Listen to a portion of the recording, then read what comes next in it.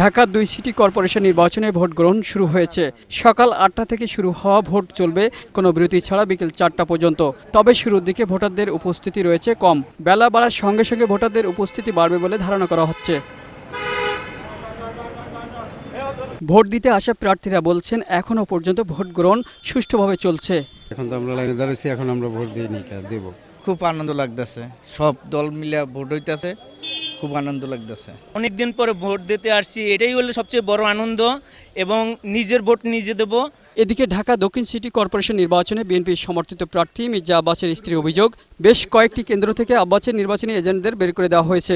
এখন পর্যন্ত আমার খবর আসছে যে 42টা কেন্দ্রে এরকম করেছে, আমাদের মানে বের করে দিয়েছে। কোনো কেন্দ্রে দেখতে পাবেন না ভাই, আমাদের একজন এজেন্ট আছে। ঢাকা উত্তরে মেয়র পদে 16, সাধারণ কাউন্সিলর পদে 281 এবং সংরক্ষিত নারী কাউন্সিলর পদে প্রতিদ্বন্দ্বিতা করছেন 89 জন প্রার্থী। উত্তরে ভোটার 23,45,374 জন। ভোট কেন্দ্র রয়েছে 1093টি। ঢাকা দক্ষিণে মেয়র পদে 20, কাউন্সিলর পুরুষ পদে 390, সংরক্ষিত নারী কাউন্সিলর পদে 97 জন প্রার্থী প্রতিদ্বন্দ্বিতা করছেন।